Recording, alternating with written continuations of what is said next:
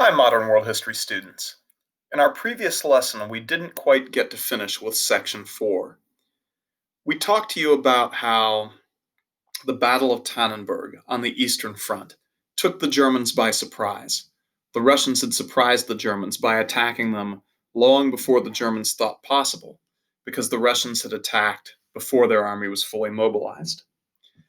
We showed you how, through a variety of circumstances, the Germans delivered a crippling blow to the Russian army anyway, but how, in the meantime, the Germans' response to Russia's early attack was to shift a couple 100,000 soldiers from the West Front to the Eastern Front, away from the attack on France and toward the Eastern Front to fight the Russians. And we showed you how, as a result of this, the German attack on France was not nearly as strong as it had been designed to be by Alfred von Schlieffen. And as a result of that, and as a result of being delayed when the Belgians resisted the German invasion, the battle for Paris, known as the Battle of the Marne, did not go the Germans' way. And the Germans were forced to retreat back away from Paris. And at that point, both sides, the French and the British on the one side, the Germans on the other side, began digging trenches, because both of them expected the other side to renew the attack. The Germans expected the British and French to counterattack, so they began digging trenches to protect themselves and defend the little bit of France that they had captured. The British and the French, they expected the Germans to renew the attack, so they began digging trenches to protect themselves and again to defend the approaches to the city of Paris. So both sides were preparing to play defense. And when both sides prepare to play defense, you get no action at all. You get what we would call a stalemate. And that stalemate ended up lasting for 3.5 years. So let's talk a little bit about the networks of trenches that the two sides began digging at the end of September 1914. I'm starting you at the bottom of page 10, so we're wrapping up section 4 here. So as I mentioned, both sides began digging these trenches. Now what is a trench? Well, you think about it, a trench is sort of like a ditch that you dig. But instead of a ditch to drain water away, it's a ditch that men dig to protect themselves from enemy gunfire. So you can see here that typically a trench was about 5 to 6 feet deep. All right, you would dig a trench 5 to 6 feet deep so that you could walk around, so the person could walk around below the level of the ground. So if the enemy was firing at them, if you had gunfire, whether it was rifle fire or machine gun fire coming from the other side, the bullets would go harmlessly over the heads of the soldiers who were walking around in the trench. Now, in the event that you wanted to return fire to the enemy, there was usually a little step built into the front of the trench that was called a fire step. And that allowed soldiers to step up, aim their guns at the enemies on the other side of what was called no man's land, the space between the two sets of trenches, and fire some shots. And then you would want to pop back down again as soon as you could, because once you stepped up on the fire step, you were a little more vulnerable to being hit by enemy bullets. So that's the essence of what a trench is. It protects soldiers and makes them harder to shoot when they're on defense. When they're on offense, attacking an enemy trench, well, then they're all exposed. They're out in the open and exposed. So, in a way, you'd rather be in a trench playing defense because the trench provides you some protection against enemy gunfire. And so, when, after the Battle of the Marne, both sides expected the other to attack, they began digging trenches to protect themselves. Soldiers on both sides began digging these trenches to protect themselves and to prepare to defend themselves against an enemy attack. Now, when that attack did not come, both sides began to sort of extend their trenches, because what you could do is, if you could extend your trench around the side of the enemy trench, you could gain an advantage on them. And so, if the original trenches were sort of right here, okay, let's say the original trenches were just right here, the Germans on one side, the Allied soldiers, British, French, Belgians on the other. Then the Germans would try to extend their trench out and get around the British, French, Belgian trench. But the British and French wouldn't let them do that, so they would extend their trenches. And then the British and French, they might extend their trenches to try to get around the German trench and get an advantage on them. But the Germans wouldn't let them do that. They would extend their trenches instead.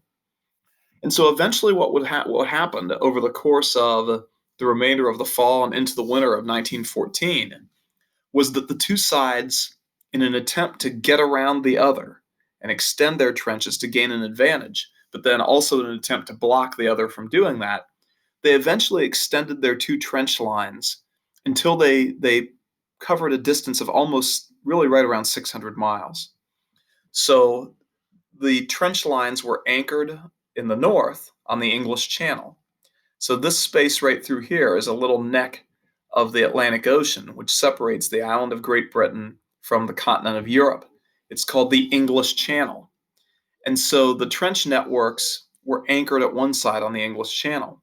On the other side, in the south, they were anchored on the Swiss Alps, which are some of the tallest and most forbidding mountains in Europe. So no attack was going to come through the Alps. No attack was going to come through the English Channel. So eventually, as the two sides extended their trench lines, they ended up stretching 600 miles from the Channel to the Alps, with the Allied trench line to the south and west, the German trench line to the north and east. And really, by the time the winter of 1914-15 set in, these trenches had been pretty well established, and a sort of stalemate set in as both sides sort of hunkered down in their trenches and prepared to defend themselves from an attack. Now, one thing that's worth knowing is that each of these two sides did not simply consist of a single trench, but rather, as the soldiers in both armies had time, they extended their trenches to create trench networks. So, for example, here is a map of a sector of the Western Front, located right around here. You'll see it's near the town of Arras, the Arras Cemetery here. So it's right about here. This is a little sector of the Western Front. The Allied trenches are represented in blue. The German trenches are represented in red. And you can see that the two sides didn't simply have one trench up against what was called no man's land. No man's land was the space in between the two trench networks. It was the land that was possessed by neither army, which is why it was called no man's land. So you had what was called your front line trench, all right, your front line trench. So this would be the Allied front line trench. It was the one that was right up against no man's land. Here was the German front line trench, also up against no man's land.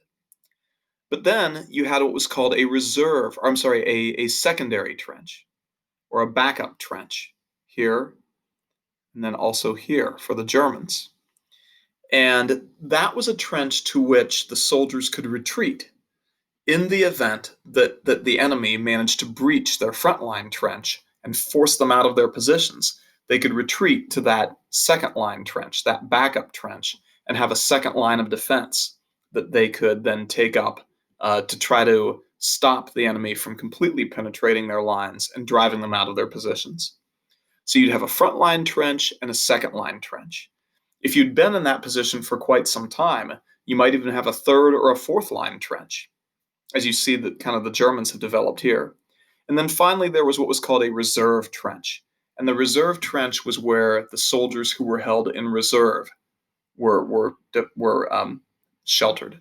Soldiers who are held in reserve are the ones who are supposed to be mobile, so that if there is a breakthrough, if the enemy gets across no man's land and achieves a breakthrough and captures the front line trench and is threatening to capture the second line trench, the soldiers in the reserve trench then move to that sector of the trench where they're needed, and they move forward and they help sort of plug the gap. So a front line trench, a secondary or second line trench, and then a reserve trench. And then back behind that were artillery positions and field hospitals and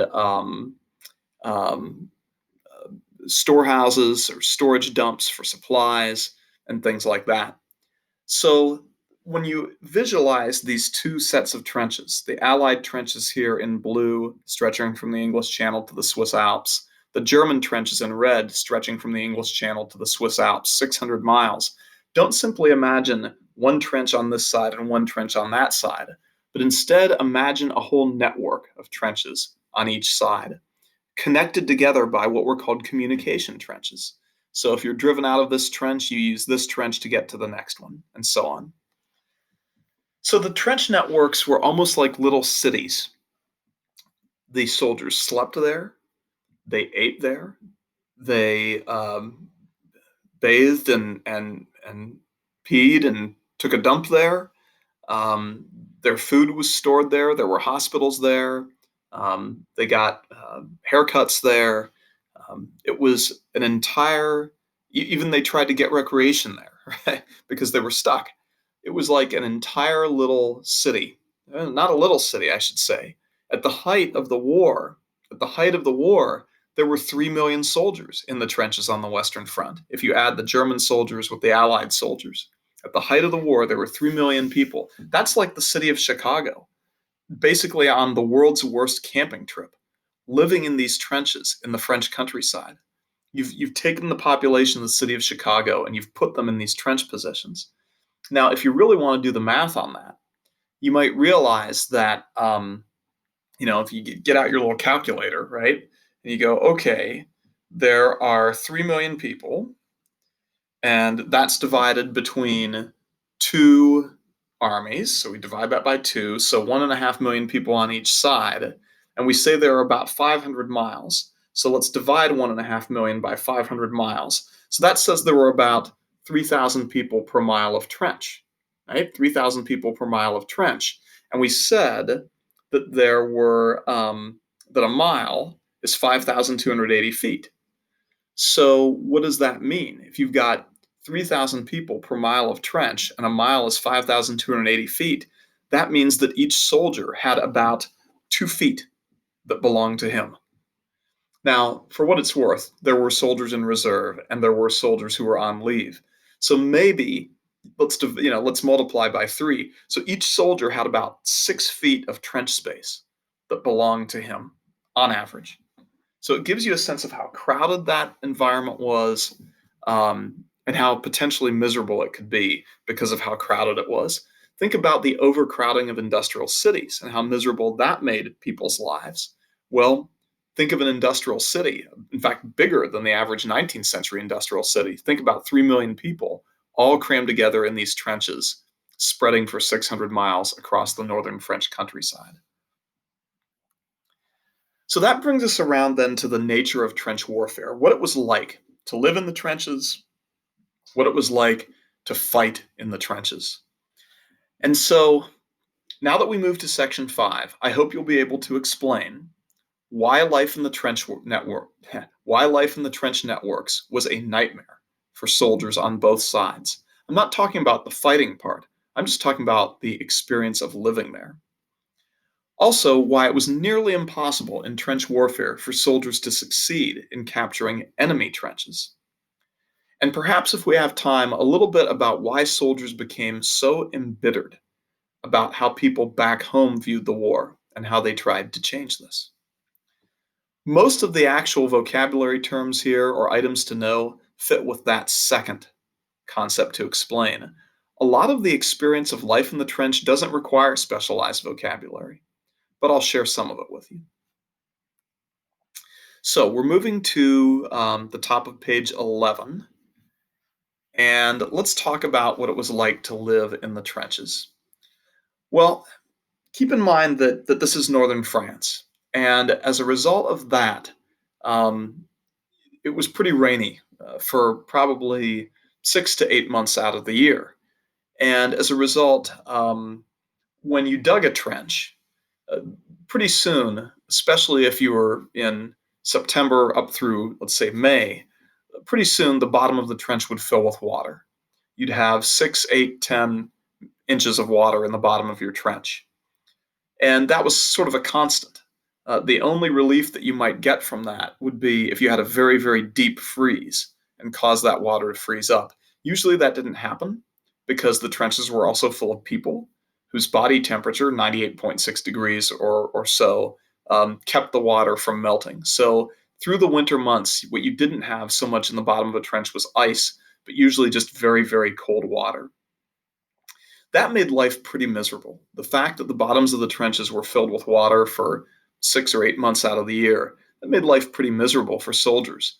Because even though they had leather boots, you didn't have the kinds of chemicals that we use today to waterproof those boots. And as a result, the water soaked through the leather boots ultimately. So men were constantly having their feet soaked with water. In some cases, the leather of the boots actually basically rotted right off their feet. And in some cases, they went about with only sort of parts of boots to protect their feet. As a result of that, as you can see here, quite unfortunately, many soldiers experienced sort of fungal infections in their feet, and many of them experienced what was known as trench foot. Trench foot.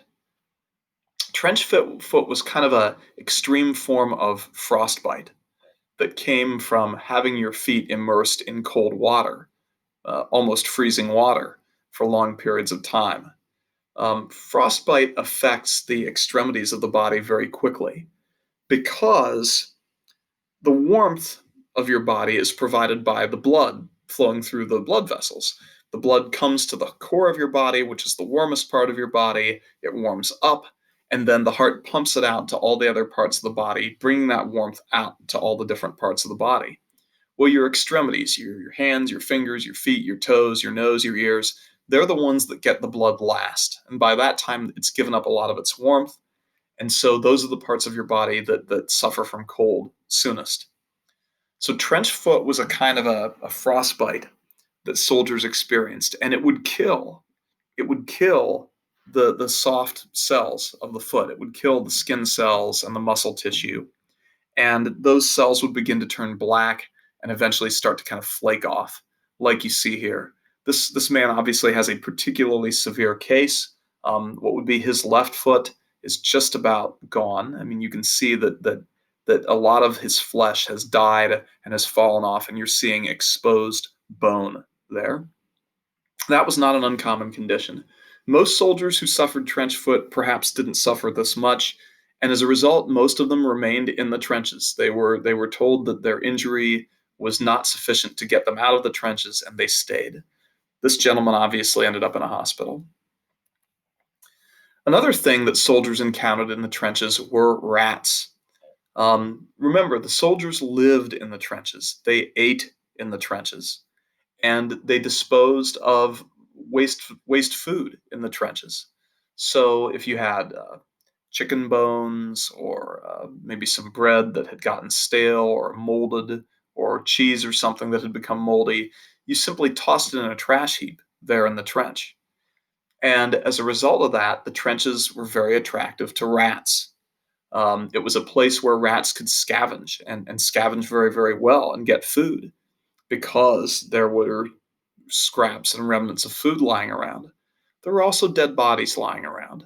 Bodies that couldn't be buried quickly could also become scavenging sort of food for rats. And of course, the warmth provided by all the human bodies that were sort of packed together in the trenches was also attractive to the rats. So rats tended to infest the trenches. And you can see here that these, I believe, French maybe soldiers, French or German soldiers, they've made a sport out of catching the rats and killing them. And they've I don't know how many rats have they got here? 1, 2, 3, 4, 5, 6, 7, 8, 9, 10, 11, 12, 13, 14, 15. There's 16 rats, and these are big boys too. I mean, compare, for example, this rat to this guy's forearm, or this rat to this guy's forearm. These were rats who had grown very, very large on the good living, on the food that was available to them in the trenches. But that was something that soldiers learned to live with. They had to live with the rats. And there were nights where soldiers would wake up, and because they were suffering from trench foot and the nerve cells in their feet had died and were no longer sending pain signals back to their brains, they might wake up to find a rat sort of gnawing on the flesh of their foot, which had also suffered from frostbite. They might wake up and find a rat chewing on their foot and have to shoo it away. I mean, that was the kind of experience that World War I soldiers, had and lived in the trenches. There were also other kinds of unwanted residents of the trenches. Lots of sort of parasites. So things like tapeworm, hookworm that would sort of embed themselves in soldiers' flesh, tapeworm that would make its way into the food. If you ingested a tapeworm, it would take up residence in your intestine and basically digest the food that you were trying to eat. You'd end up in a field hospital, and they would have to pump out your stomach because they realized you had a tapeworm. There was an American soldier late in the war who was experiencing abdominal pain and was always lethargic because basically the tapeworm that was living in his intestine or in his belly was digesting all the food he was eating. They finally pumped his stomach out, and the tapeworm that they pulled out was over 3 feet long. I mean, that was the kind of experience too that soldiers living in the trenches had to deal with.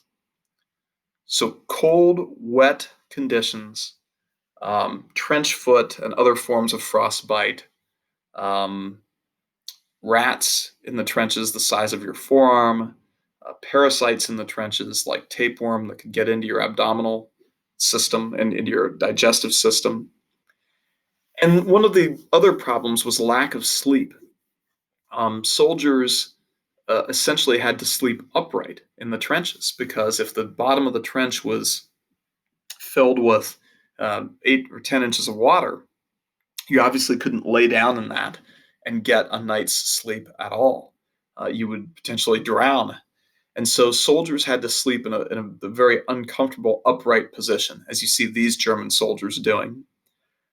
It was not a good way to get a lot of sleep, and soldiers began to experience exhaustion as a result of that, physical and mental exhaustion. The two tend to be related to each other. Um, Very quickly, soldiers on both sides also realized that the other side was suffering from this sort of sleep deprivation. And so they would begin to fire at night. They would fire white phosphorus flares into the air over the enemy trenches. And these flares would burst, and they would have like a little parachute, and they would slowly, slowly drift down on the side of the enemy trenches with this bright light shining. Think about you go see fireworks, and some of them that are just a super bright flash, that's white phosphorus usually. And that was another way that they used to um, sort of deprive the enemy of sleep because they knew that that would result in physical and mental exhaustion. And so it was extremely difficult to sleep even without those flares going off. Um, and as a result, physical and mental exhaustion was commonly suffered by soldiers on the Western Front, both sides. At the beginning of the war, they had a sort of a rotation system in place.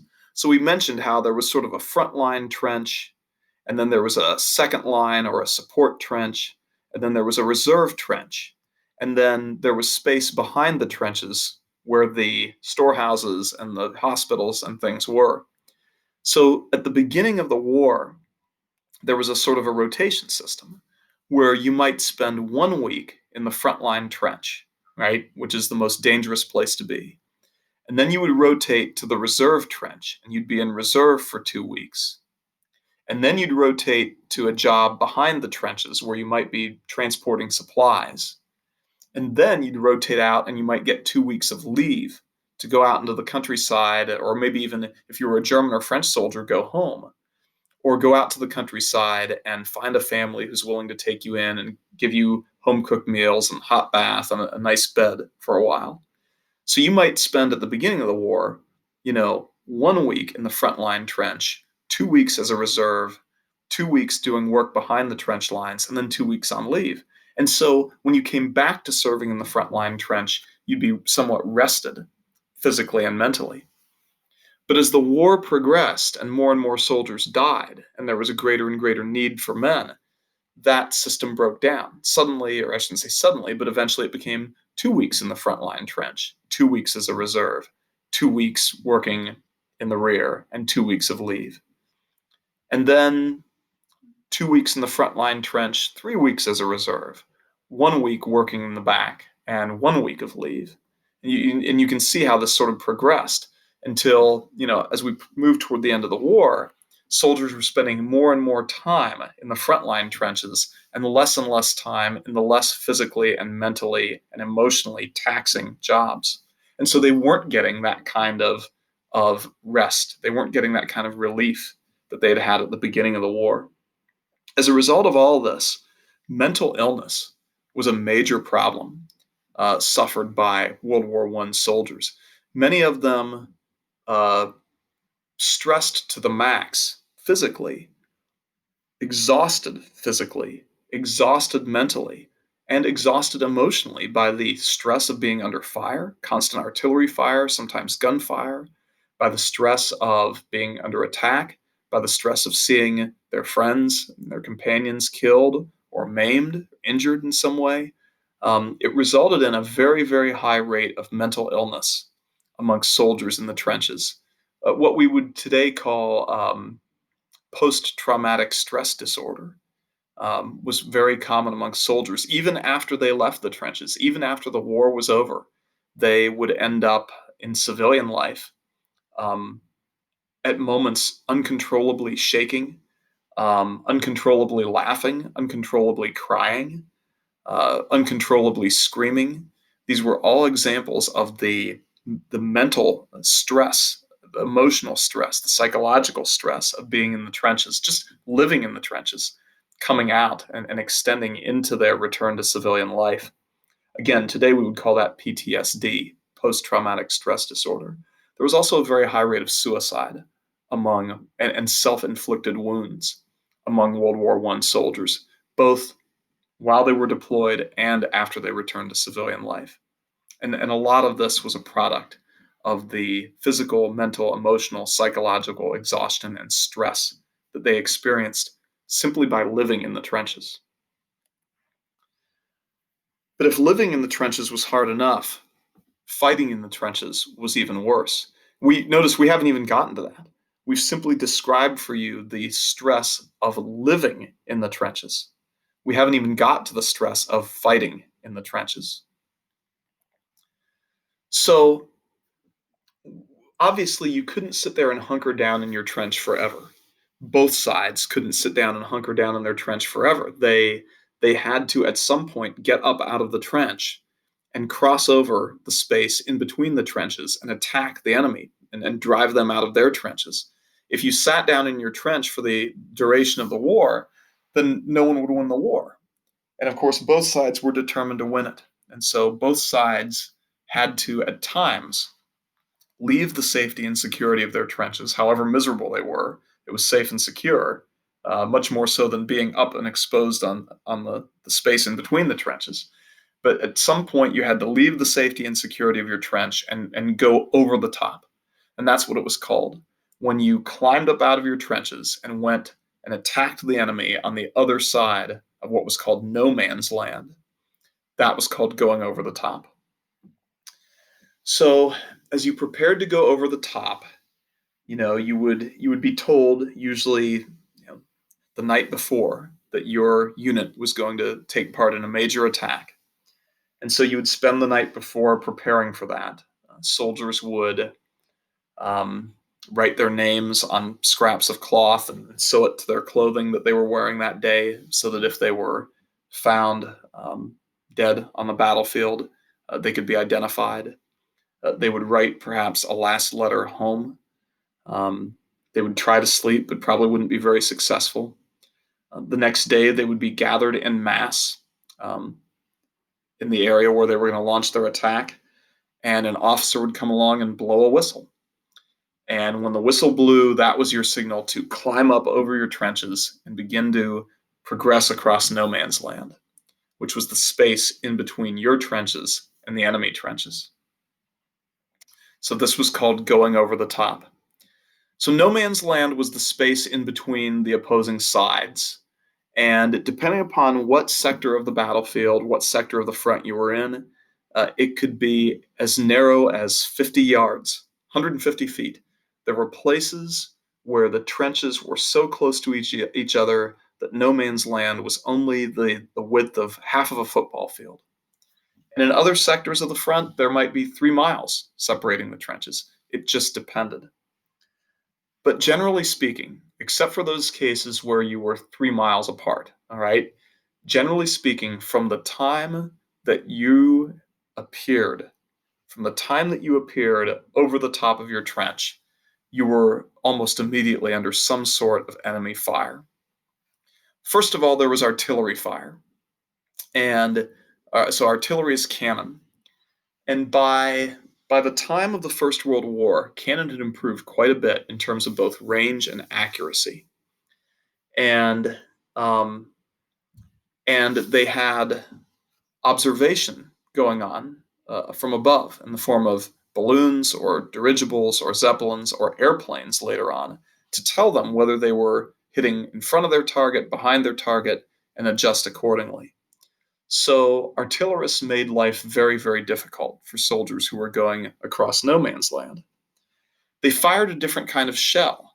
So if you went back to the time of Napoleon, a cannonball was just a solid shot. It was a solid round ball, which if it struck you, would smash a part of your body and blast a part of your body off. And if it was bouncing along the ground, it would smash knees and tear off legs.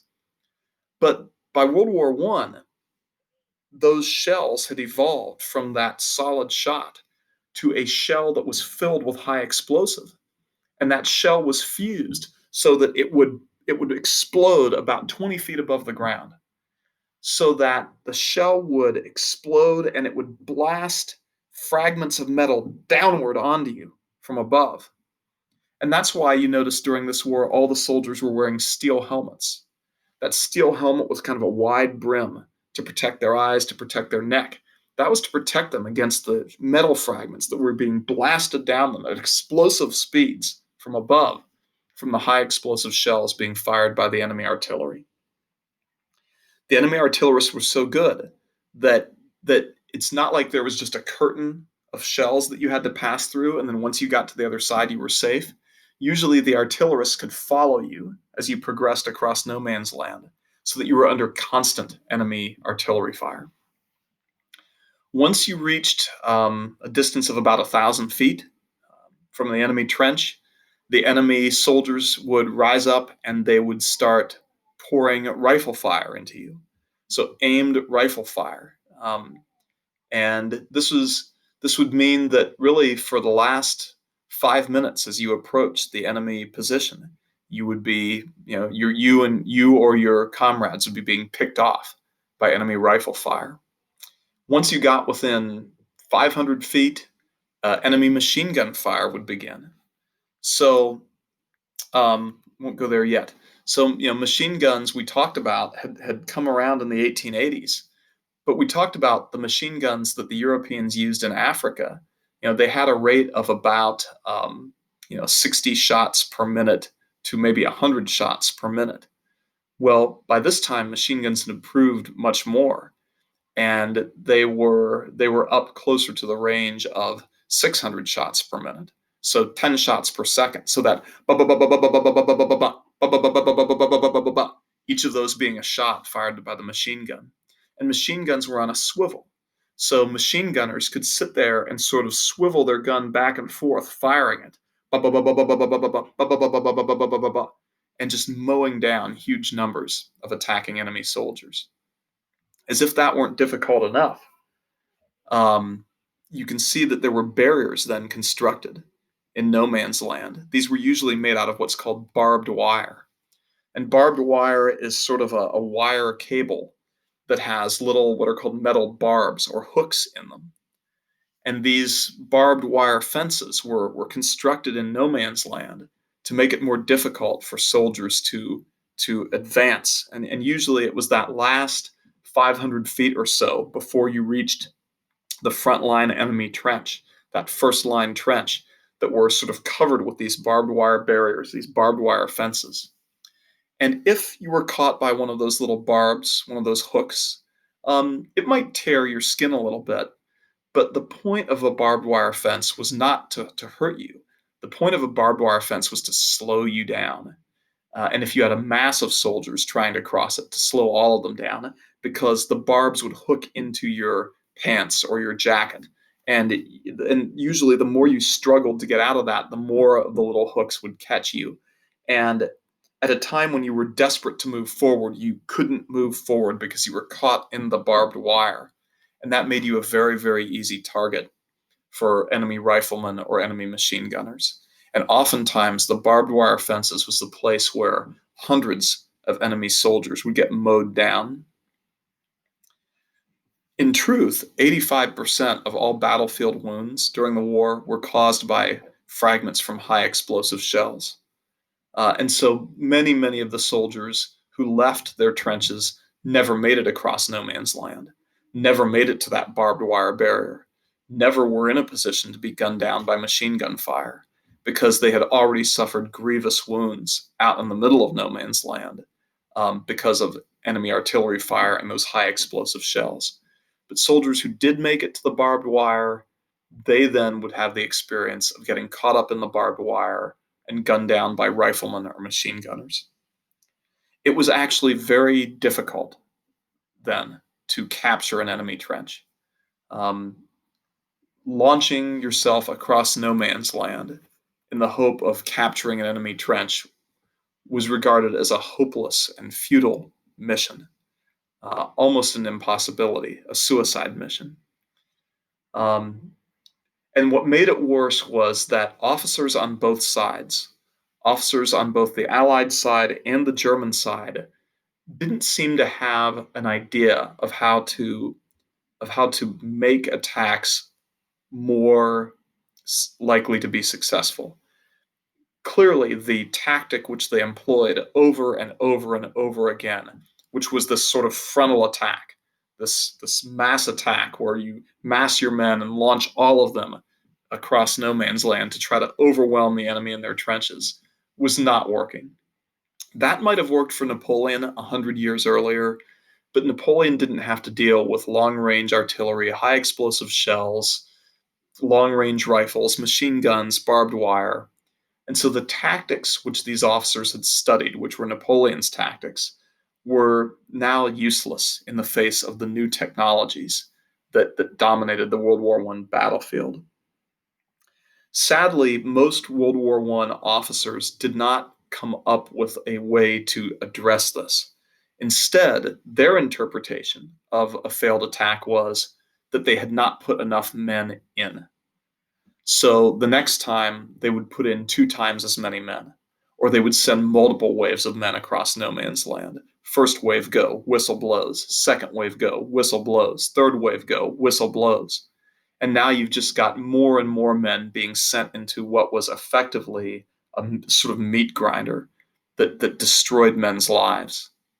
Um, it was very clear that whoever was playing defense during the First World War had a significant advantage. The cover provided by the trenches versus being all exposed out in no man land. The protection provided by these new technologies, the high explosive shell, the machine gun, barbed wire, all of this made it so that the defense had a huge advantage over the attacker, and so that attacking was almost certain to fail. But the officers who were leading the armies did not adjust their tactics. They just kept feeding more and more hundreds of thousands of men into these attacks. And the result was not the breaking of the stalemate, but rather just hundreds of thousands more men being killed and wounded. So that was the nature of trench warfare, which was the life of a soldier on the Western Front during World War I. Tragic, futile, uh, devastating, catastrophic for an entire generation of young men in Western Europe, French, Belgians, British, Germans, both sides.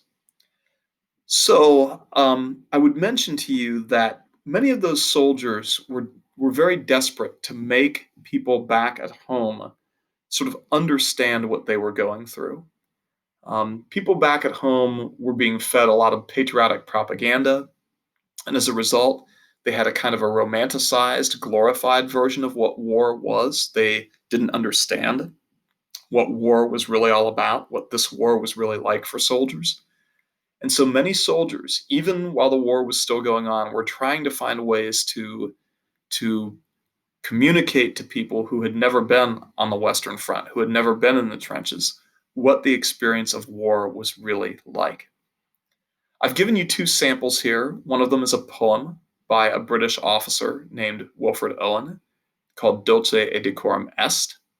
That is a ancient Roman phrase or reference. It's in Latin. Dulce et decorum est pro patria mori means sweet and glorious it is to die for your country. This is a poem. Wilfred Owen was a pretty prolific poet. Down below is a passage from a book called All Quiet on the Western Front, a novel written by a German soldier named Erich Maria Remarque, in which his main character, Paul Baumer, also a German soldier, has a sort of face-to-face confrontation with a French soldier in which he realizes that the French soldier whom he has killed is a human being also. So these are worth reading. I'm kind of up against time, so I won't read them to you here or make them part of our video. But I would encourage you to read these on page 12 because these were the efforts of World War I soldiers to bring home to the people who had never been in the trenches what the reality of it all was. All right, well, we'll be back to talking of specific battles and strategies and things like that in tomorrow's lesson. Actually, in our next lesson, we're going to talk about technologies, new technologies, tanks and airplanes and poison gas, and how they did or did not change the course of the war. Then we'll get to fighting battles again. Well, until then, take care of yourselves. Be healthy and be safe. I'll see you soon. Bye-bye, everyone.